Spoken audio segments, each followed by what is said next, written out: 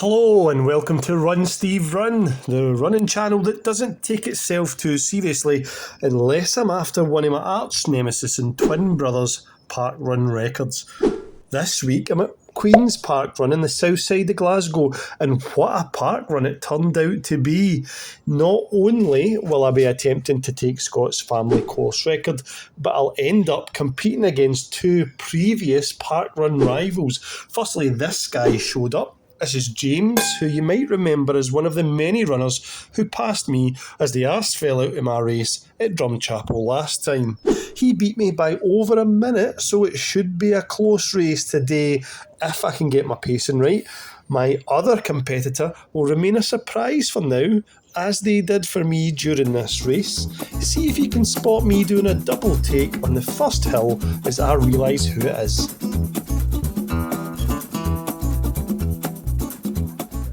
As I set off, I know James is a good few folk behind me in his usual black beanie and green 250 t-shirt. He's absolutely no idea I'm racing him today, but I won't let a little thing like fair play stop me from attempting to dig out a shallow victory. If you'd like to see me race against more unwitting competitors or occasionally compete in actual races, remember to hit the subscribe button and the notifications bell to stay up to date with my latest videos. As you can see, I've started quite far back at a very busy Queen's Parkrun today, so I'll need to make a surge up the frosty grass to avoid getting held up.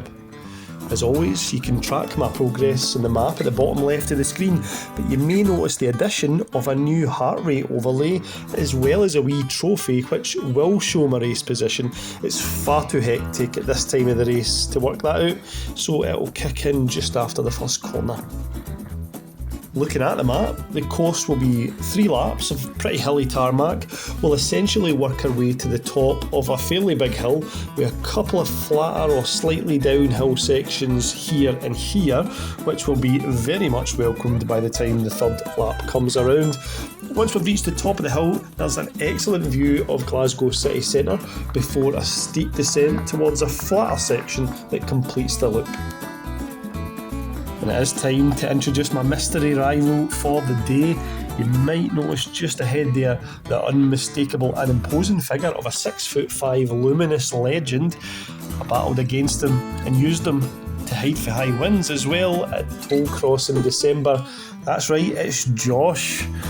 Last time out, I beat him by 11 seconds, so don't know how it will turn out this time. I can already feel his name being etched into the history books of Run Steve Run lore.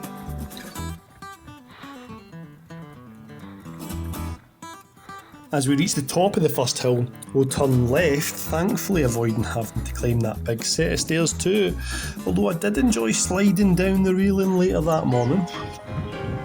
For now though, as I settle in behind Josh, let's set some targets for today. So firstly, beating Scott's record of 27 minutes and 20 seconds is paramount.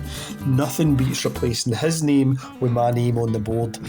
My training has gone really well the past few weeks, so I'm also setting a goal of sub 25 minutes despite the hills, and despite the fact that I'll need to be 2 minutes faster than my last parkrun. Obviously, James and Josh are going to be rivals for today, so I'm hoping to beat both of them, but that will turn out to be a very close competition. I've managed to move my way through quite a lot of runners at the start of the race. They are now settling into 56th position out of 275 runners today, so that's pretty good going. Heart rate is currently low 170s, which, considering I'm halfway up the hill, that's not bad going either. Max heart rate is somewhere around about 195, so we'll see how close we get to that today. Just continuing to track Josh up the hill here. There is no wind, so there's no reason to be sitting behind him. It's just simply I'm rubbish at hills. After following Josh halfway up Queen's Park, I wait for a break in the hill and move in front of him for the first time. That's me now in front of both Josh and James. But let's have a look at how I'm doing against my other targets as I finish the first kilometre in a time of 5:07. Given that it was largely uphill, it's no bad going. I was aiming for about 5:10 to 5:20 with the intention of cranking up the pace if I felt good. But as I often do, I've gone off slightly quicker than I've intended. It's becoming a bit of a pattern. It's no wonder they call me Stephen here and no Stephen Tortoise. As I round the corner to start the approach to the top of the hill, I'm going to squeeze past Lionel Messi on the inside and make a rare uphill overtake, taking me into 50th position.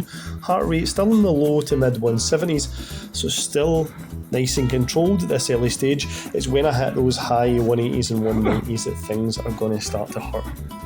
And as we reach the top of the hill, plenty of parkrunners have come back past me.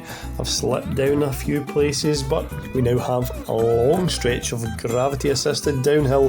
It's time to show these parkrunners what I'm all about. Looking into the distance, there's a beautiful view of Glasgow skyline as I gain a few places back.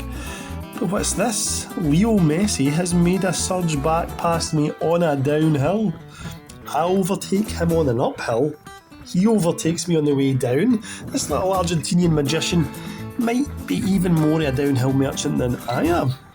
Fortunately, it's short-lived and I re-establish Scottish pride and move into 52nd place. I've actually recovered some heart rate while doing it too, so great first kilometre and a half. And as we skip forward now, we're on the second loop of the park. Heart rate steady in the mid 170s still. Race position fluctuating around 55th, which is a good showing given how many park runners there are today. I complete the second kilometre in just under 5 minutes, which is very sharp, but I'm in control and I'm feeling good, so I'm not at all worried. That is until I hear the pitter-patter of humongous size 11 trainers gaining on me. Here he comes, the big man. Josh is back for another bite of the cherry. You can maybe just see his luminous arm in the corner of the screen there. No sign of James yet, but he's likely not too far behind as well. I am now going to drop in behind Josh again and follow him up the hill for the second time. Heart rate now in danger of breaching the 180s, but halfway through the race that's to be expected. And as we go back onto the slight downhill before the approach to the top of the course again, I make yet another move past Josh. This is very much like how it was at Tollcross Parkrun, back and forth, tit for tat. He is a very well matched adversary. Nearly at the top of the course now for the second time. Just over to the left here there were quite a few trees down following the 100-mile-an-hour winds brought by Storm Ailwyn last weekend. Caused a bit of disruption to park runs for the past 2 weeks as fallen trees are still being cleared up all over Scotland. Much nicer conditions today though, but there is a different kind of storm brewing just behind me as, like the Terminator, Josh is back. He will just not stay down. That's us hit 3 kilometres. Given that this was the most uphill kilometre of the day, it's understandable that it was the slowest kilometre of the day, taking 5 minutes and 18 seconds. Still, I can't complain as I get even closer to smashing Scott's 27:20 record, but that sub 25 is starting to slip out of my grasp, with me needing to make up 24 seconds in the final 2 kilometres if I want to make that. As I start the steep downhill, there's no sign of James, and I'm going to go past Josh yet again. Really enjoy this course because it's essentially big hills with breaks in between, which allow me to recover heart rate and keep me within that kind of mid to high 170 range. On the final loop now, still maintaining race position in the late 50s as I make my way up that hill again. Feeling surprisingly good at this point. It's almost like I've been able to pace this race uncharacteristically well and avoid blowing up like I did last week. I'd also like to give a special shout out to this hero of a marshal as she's holding a tiny baby while she's out helping us runners live our best lives first thing on a Saturday morning. Absolute legend. I can't imagine when my girls were wee after nights of feeds and nappy changes, been so dedicated and organised to get out and do that. Well done to her. And the 4th kilometre is now complete. It'll have needed to be a good one to keep my sub 25 dream alive. It is in fact a 5:09, so not miles off the pace, but I've 31 seconds to find in the last kilometre. Heart rate now moved up to the mid 180s, so I've still got a bit to give, but no much.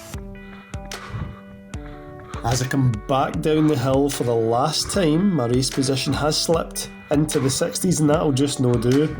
Really enjoyed having this big downhill right before the push to the finish, as that allowed me, as I said in the last time round, to recover a little bit of heart rate. That means I'm going to have a monster kick left in me with 500 metres left to go. And as I hit that flat finish, I put it into 5th gear. Absolutely loved the speed I had left in my legs because of that downhill. Loved the energy I had left for the last 200 metres. As I glanced down at my watch, it briefly flicked under 3 minutes per kilometre pace, which is a top class effort, if not my Garmin being a little bit optimistic. It will need to be in that sort of area though if I'm to have any hope of going sub 25. And as I turn off the loop towards the finish, I know I've certainly taken Scott's record and it looks like I've managed to beat Josh and James too, unless they come surging past in the final straight. I remember thinking at this point though that I needed to push with everything I had, because I'd be gutted if I missed the sub 25 just by a second or two. It certainly did come down to only 2 seconds as I finished in a time of 24 minutes and 58 seconds, meaning I've managed to not only scrape under 25 minutes, but I've smashed Scott's Queen's Parkrun record by nearly 2.5 minutes.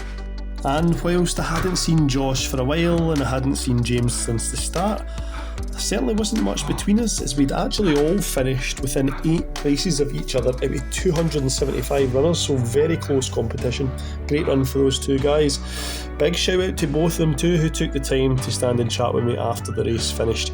Couldn't have hoped to meet two nicer fellas, and I'm sure it won't be the last we see of them either. Well, that's us for this week. Next weekend it's the big one as I race my first race of the year, the Kirkintilloch Olympians 12.5k on Sunday the 9th of February. It'll be hilly, it'll be painful, and I've got a camera change to manage the halfway round, or at least the battery in my camera. It only lasts for half an hour or so we'll see how that works out. I might end up breaking my camera, hopefully end up smashing the race. Will I blow up, or will I indeed smash it? You can find out next time on Run Steve Run.